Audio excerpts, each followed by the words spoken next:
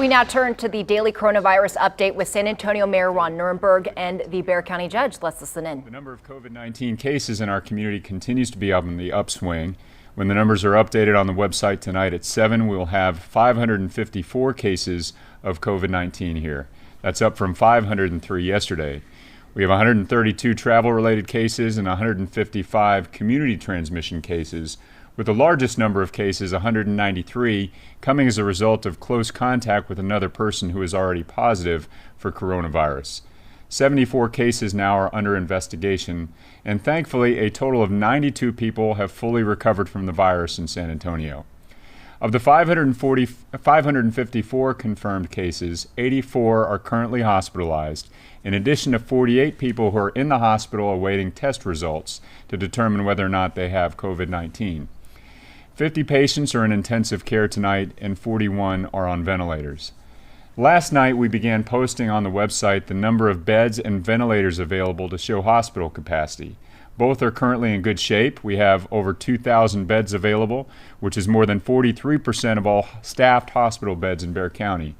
This is a result of hospitals canceling elective procedures. We also have 509 ventilators available. That's roughly 73% of the available ventilators in Bexar County hospitals. That's all good news.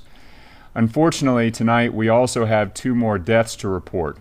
Both were women and residents of the Southeast Nursing and Rehabilitation Center on South Cross.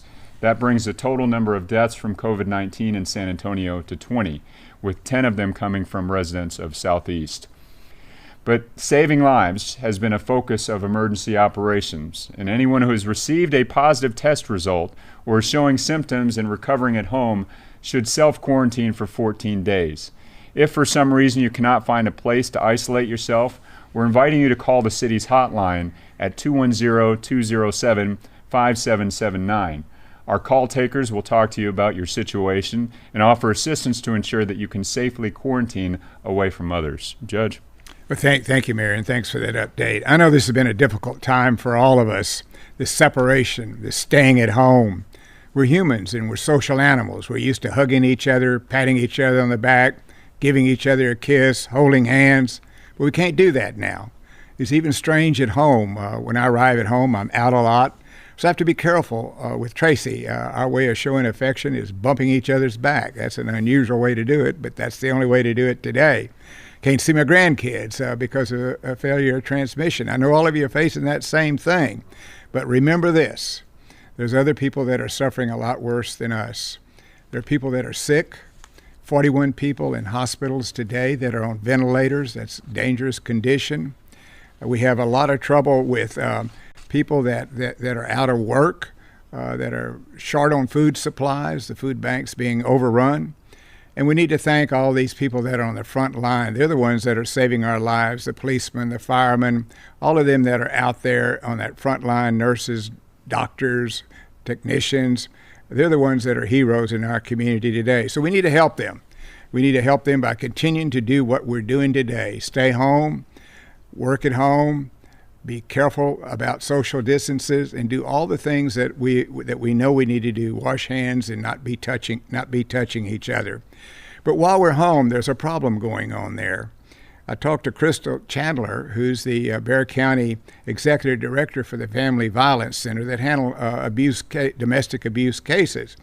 What she said, just this last week, we had 68 people come in, and 50 of them are asking for protective orders. That's an uptick, and she thinks it's going to get worse.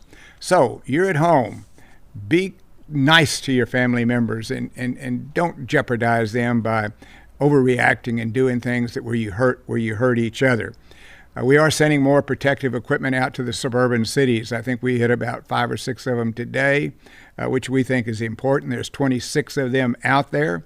We are getting our testing results back quicker now, so we'll have more up-to-date information as we're going along. We're still doing better than any other metropolitan area in Texas. So keep up your work, listen to all the things that are necessary for us to do, and really pay attention to Metro Health. They're the experts, and they're the ones we should all key off of. Thank you. Thank you, Judge. And I certainly want to join you and invite the entire community to join us in sending our appreciation, our thanks to all the frontline workers, our healthcare workers, and also the city and county teams, the city manager, Eric Wolff, all the folks on the county court, the city council, the folks on the city staff members who are involved in the nonstop gargantuan effort to limit the coronavirus pandemic as much as possible in our community. We can't forget the folks that are doing the day in and day out at work, the employees in public works, solid waste, the folks who are keeping our city running and keeping the lights on. So let's thank them. Let's join our community together in showing our gratitude for all those folks on the front lines. As always, you can get the latest information on COVID-19 by subscribing to our text program. Just text COSA-GOV to 55000 or visit sanantonio.gov/COVID-19. Stay home, wash your hands. Let's all work together and save lives of our neighbors and our loved ones. Now we'll go to questions.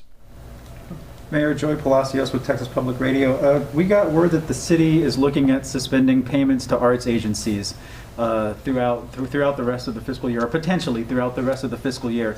Can you comment about how much money that's looking to be, and what the outlook would be? Yeah, so arts agencies are funded through the hotel occupancy tax, and unfortunately the hotel occupancy tax has been briefed to the council, has been decimated by the stoppages. Even before we got into these restrictive measures, the revenues are not coming in that goes to funding the arts organization. So we're working on taking some actions that helps to address the shortages, but also doesn't totally eliminate some of the programming. Because the program is not taking place by and large the way it was before, there is going to be a 20% reduction for the remainder of the fiscal year across the board on the arts agencies. That way the burden is shared and it doesn't hit just certain agencies. So we hope we can weather this storm, but obviously because of the hot tax revenue loss, it's very difficult to maintain the same levels of funding.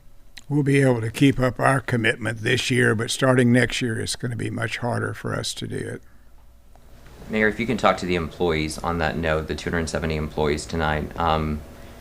It's tough, but why you had to take this action today?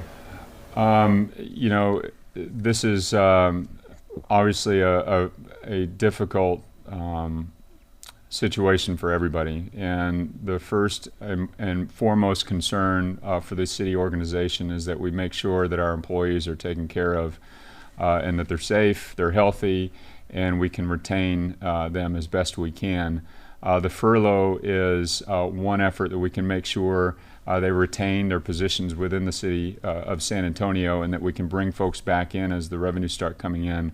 But also we can maintain their benefits. So the health care benefits, for instance, will be maintained by the city. There is going to be federal assistance to ensure that the paychecks are still coming in to those family members. But these are folks we care deeply about, and our first effort is to make sure that they're whole. This has been a difficult issue for the city, and I think we all knew that was coming because of what's happened with the hotel motel tax. Over at the county, we have a small part of it, I think 1.75 cents, so it's not impacting us like it did the city of San Antonio, but I don't know how you had much choice in what you did there. Mayor, last week the council was briefed that This daily briefing is continuing right now on KENS5.com, the KENS5 app, and the KENS5 Facebook page. So here's a quick recap for you. There are 554 total cases in Bexar County. Out of that, the largest number of cases is close contact. 92 people have recovered, and as far as deaths, that's now at 20. The latest deaths are from the Southeast Nursing and Rehabilitation Center. The judge wanted to share a reminder tonight to us all that yes, staying home is tough, but there are many others who are in a hospital. What you are doing by keeping up social distancing measures is making a big difference. We'll be right back.